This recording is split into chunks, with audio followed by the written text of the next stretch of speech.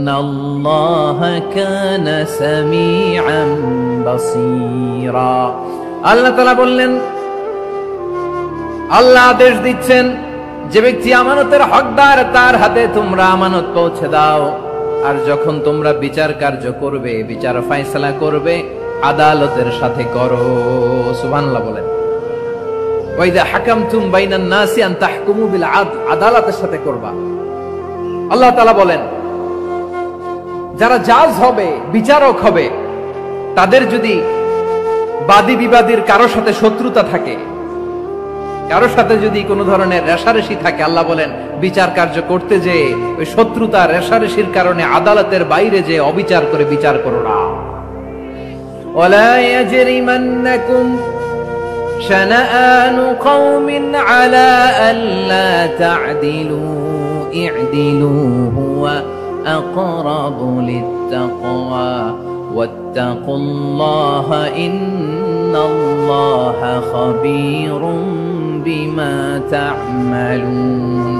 খবরদার কোন জাতির প্রতি, কোন গোষ্ঠীর প্রতি, কোন গোত্রের প্রতি আক্রোশ যেন তোমাদেরকে ন্যায় বিচার থেকে দূরে সরিয়ে না দেয়, বরং আমি আল্লাহর আদেশ হলো ই'দিলু, তোমরা আদল করো, ন্যায় বিচার করো, সুবিচার করো, সুশাসন প্রতিষ্ঠা করো। হুয়া আকরাবু লিত্তাকওয়া, এটাই তাকওয়ার সবচেয়ে কাছাকাছি। সুবহানাল্লাহ বলেন। কোরআনের বিভিন্ন আয়াতে আল্লাহ তাআলা স্পেসিফিকলি ধরে ধরে বিচার করার সময় আমরা যেন আদল করি সেটা বলেছেন। কোরআনের কোন কোন জায়গায় আল্লাহ তাআলা এই আল আদল শব্দটা ব্যবহার করেছেন।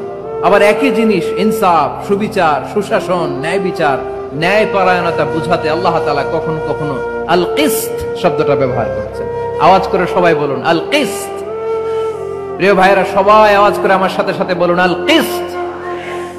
আল্লাহ তাআলা বলেন, ওয়া ইন হাকামতা ফাহকুম বাইনাহুম বিল কিসতি ইন্নাল্লাহা ইউহিব্বুল মুকসিতিন।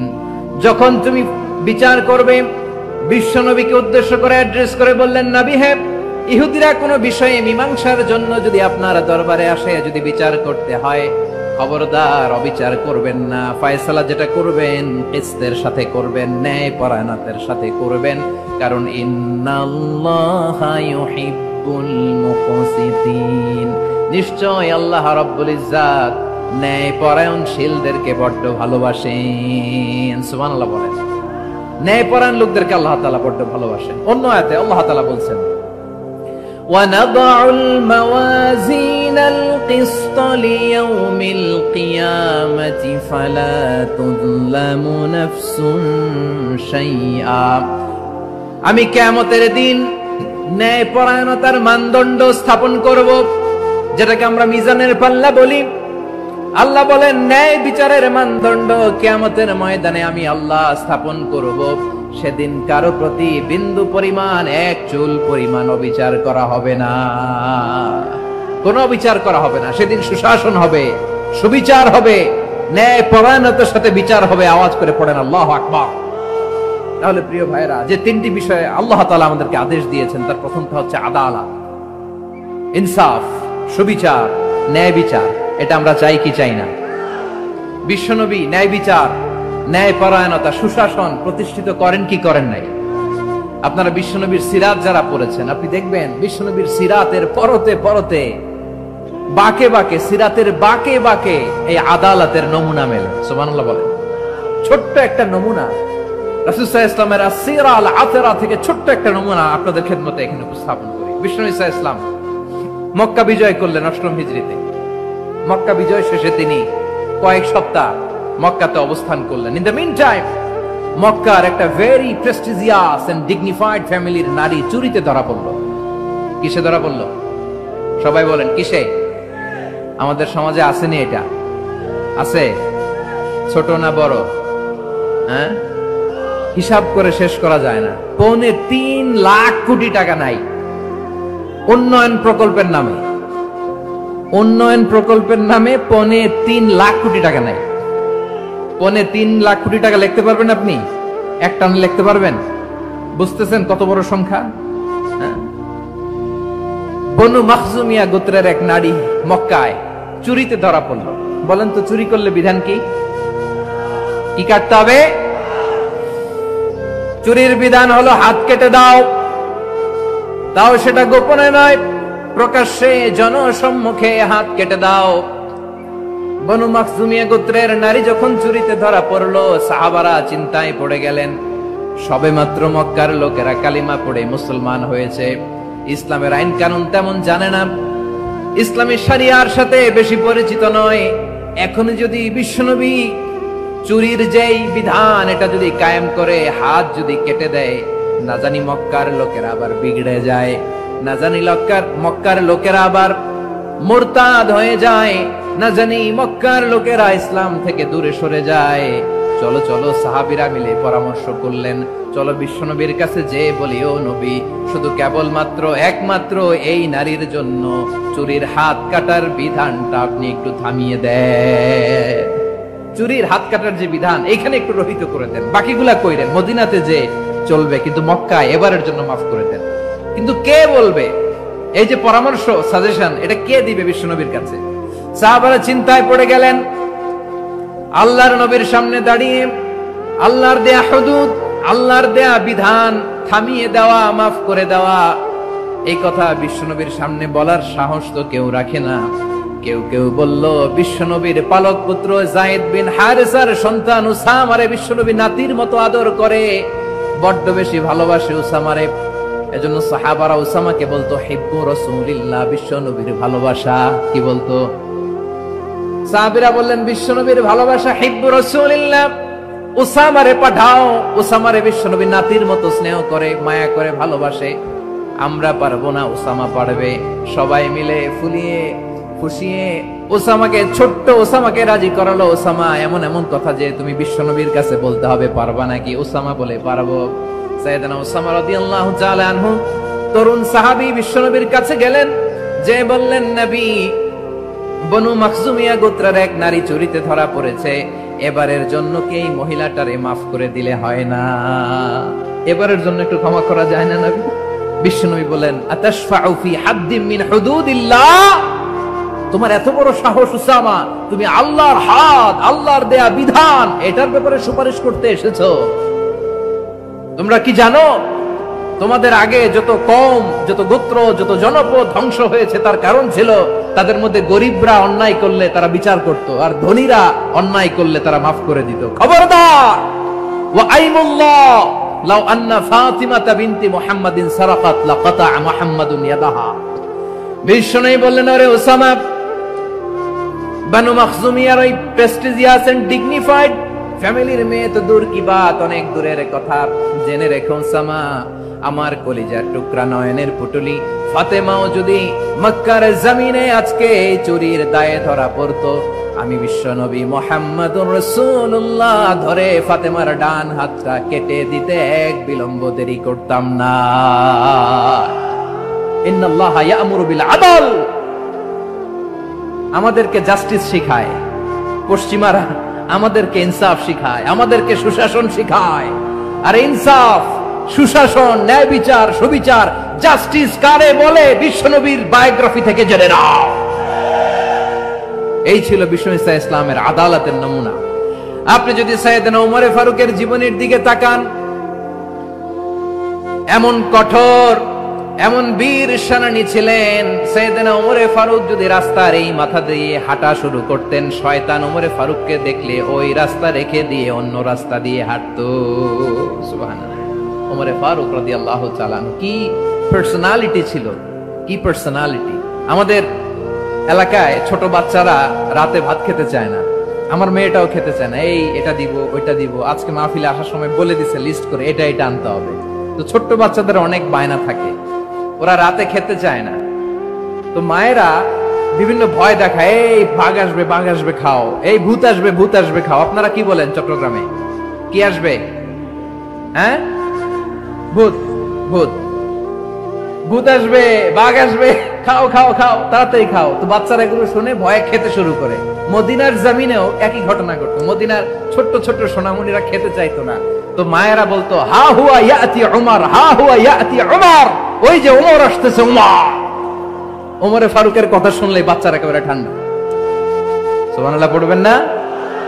প্রভু তুমি বলেছ রাসূল দেবে না, বলনি দেবে না ওমর, বলনি দেবে না হামজা তারি, খালিদ বিজয়ী সমর। প্রভু তুমি বলেছ রাসূল দেবে না, বলনি দেবে না ওমর, বলনি দেবে না হামজা তারি, খালিদ বিজয়ী সমর। প্রভু তুমি বলেছ রাসূল দেবে না। আল্লাহু আকবার। ওমর ফারুক রাদিয়াল্লাহু তাআলা আনহু, ওনার কথা শুনলে গায়ের মধ্যে গুজবাম হয়, গায়ের পশমগুলো দাঁড়িয়ে যায়। সুবহানাল্লাহ বলেন। কি পার্সোনালিটি ছিল, কি ব্যক্তিত্ব ছিল। মুনাফিকরা ওমর ফারুককে জমের মতো ভয় পেতেন। শয়তান, ভূত শয়তান এই রাস্তা দিয়ে আসলে শয়তান অন্য রাস্তা দিয়ে হাঁটত। ওমর ফারুক রাদিয়াল্লাহু তাআলা আনহুর জীবনে যদি দেখেন, তাহলে সেখানে আপনি আদালতের, ইনসাফের, সুশাসনের, জাস্টিসের নমুনা দেখতে পাবেন। কয়টা শুনবেন? সাইয়েদনা ওমর ফারুকের রাদিয়াল্লাহু তাআলা আনহুর সন্তান আব্দুর রহমান মিশরে মদ খেয়ে মদ্যপ অবস্থায় ধরা পড়েছে। মদ খাওয়ার কারণে, মদ যদি কেউ পান করে আর যদি প্রমাণিত হয়, তার বিচার হলো 80 বেত। আওয়াজ করে বলেন কয় বেত? বাংলাদেশেও তো এই আইন আছে নাকি? বাংলাদেশে আছে? হ্যাঁ, মদ খাইলে 80 বেত, এই আইন বাংলাদেশে চালু হোক। আমরা চাই কি চাই না? চাই সবাই। এজন্যই তো ইসলাম ভাল লাগে না। ইসলামকে ভাল লাগে না। ইসলামকে আউট করে রাখতে পারলেই তো এরকম বড় বড় বোতল খাওয়া যায়। একেবারে সহজ, পানির মতো সহজ, হিসাব একেবারে সহজ। ওমর ফারুক রাদিয়াল্লাহু তাআলা আনহুর ছেলে ভুল করে মদ পান করে ফেলেছিলেন। আব্দুর রহমান, ঘটনা ঘটেছে মিশরে। মিশরের গভর্নর তখন আমর ইবনে আস রাদিয়াল্লাহু তাআলা আনহু।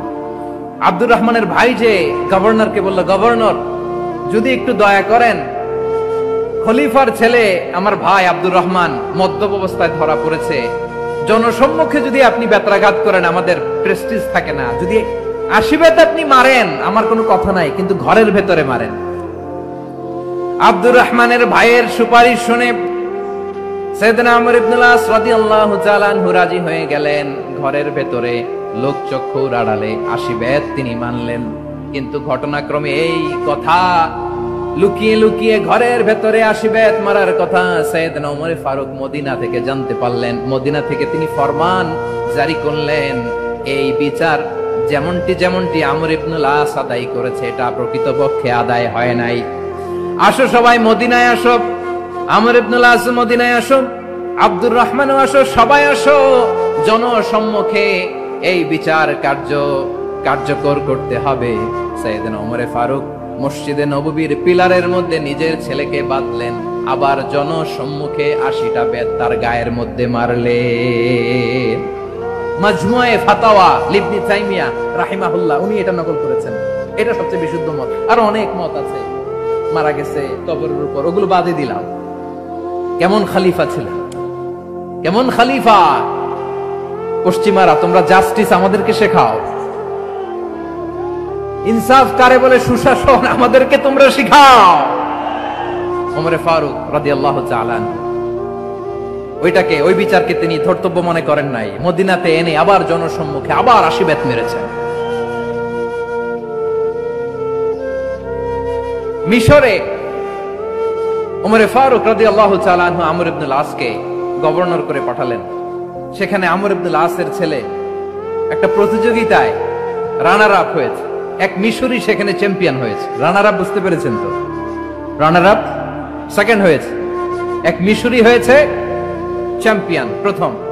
কিন্তু গভর্নরের ছেলে ও জিততে পারে নাই। ও রাগে ওই মিশরির গায়ের মধ্যে কয়েকটা লাঠি দিয়ে বাড়ি মেরেছে।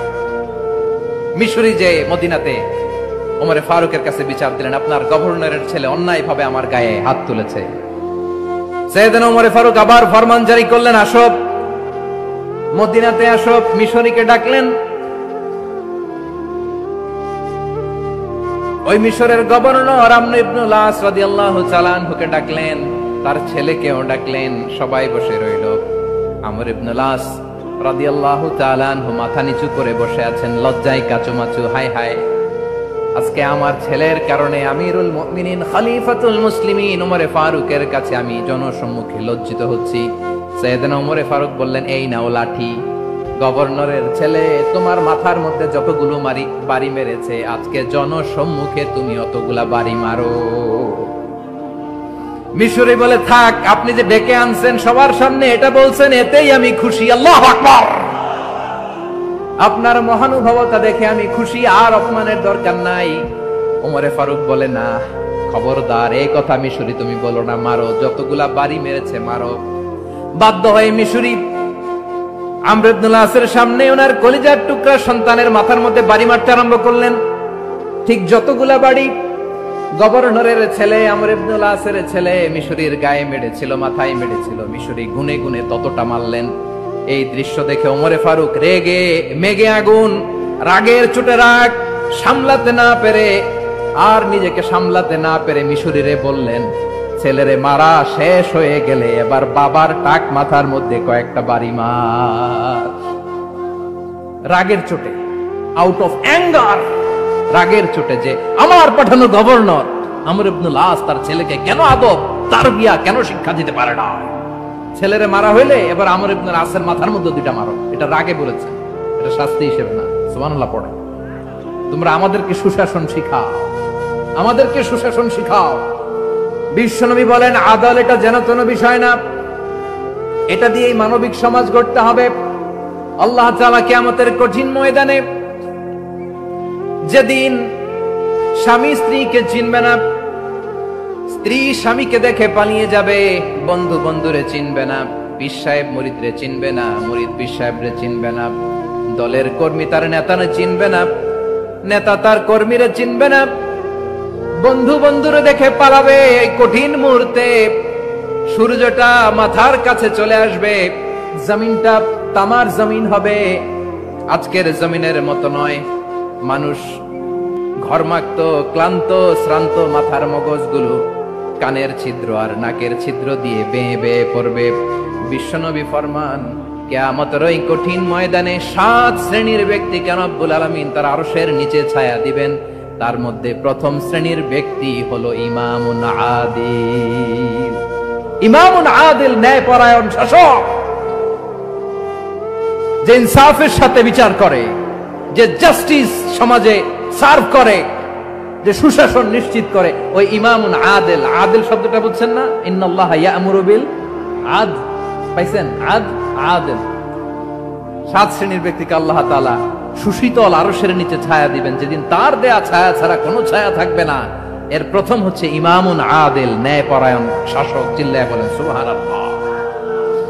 আবার বিশ্বনবী বললেন, ইন্নাল মুকসিতিনা ইনদাল্লাহি আলা মানাবিরা মিন নূর আন ইয়ামিনির রহমান। কিয়ামতের দিন যারা ন্যায়পরায়ণ হিসেবে আল্লাহর সামনে দাঁড়াবে, কিয়ামতের দিন রব্বুল আলামিন তার আরশের ডান দিকে ওই ন্যায়পরায়ণ লোকদের জন্য আরশের ডান দিকে একটা নূরের মিম্বারে তাদেরকে বসার সুযোগ করে দিবে।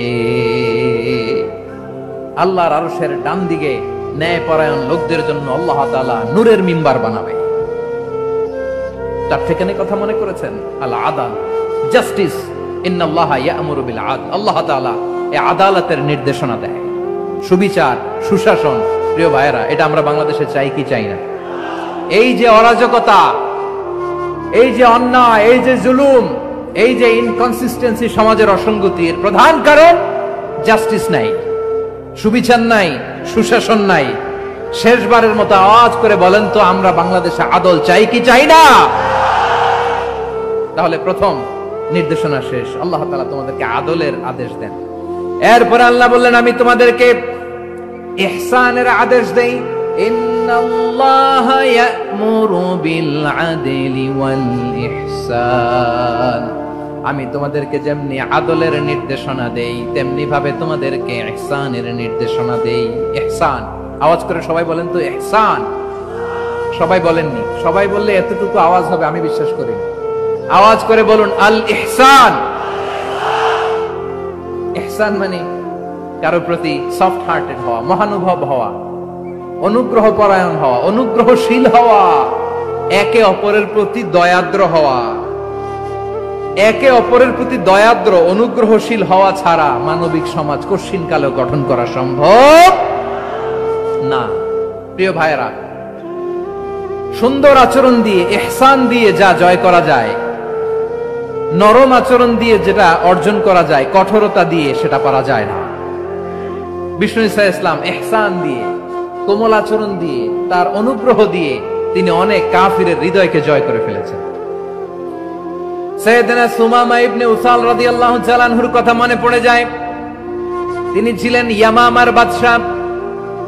মদিনাতে বিশ্বনবীকে হত্যা করার নিয়তে এসেছিলেন। গোপনে গোপনে বিশ্বনবীকে হত্যা করে আবার ইয়ামামাতে তিনি ফিরে যাবেন। কিন্তু কি অবাক করা কাণ্ড, হত্যা করতে পারে নাই, সাহাবাদের হাতে তিনি ধরা পড়ে গেলেন।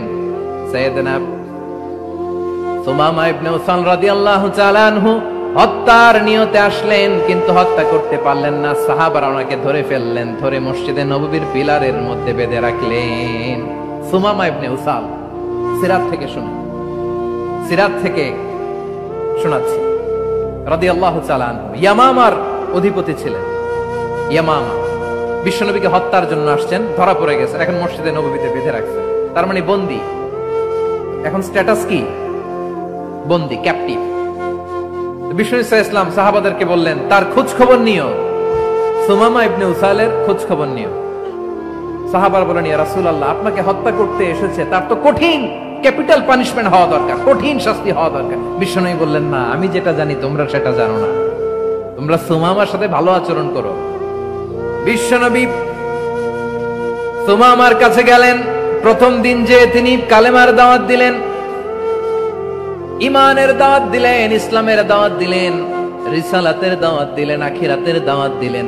পরের দিন যে বিশ্বনবী সালাতের দাওয়াত দিলেন, যাকাতের দাওয়াত দিলেন, ইসলাম কি, কিভাবে, কেমন করে পালন করতে হয় চমৎকার আর্টিকুলেট করতে শুরু করলেন। তন্ময় হয়ে সুমামা ইবনে উসাল রাদিয়াল্লাহু তাআলা আনহু বিশ্বনবীর কথাগুলো শুনতে আরম্ভ করলো। একদিন নয়, 2 দিন নয়, টানা 3 দিন বিশ্বনবী সুমামার কাছে ইসলামকে প্রেজেন্ট করেছেন, উপস্থাপন করেছেন।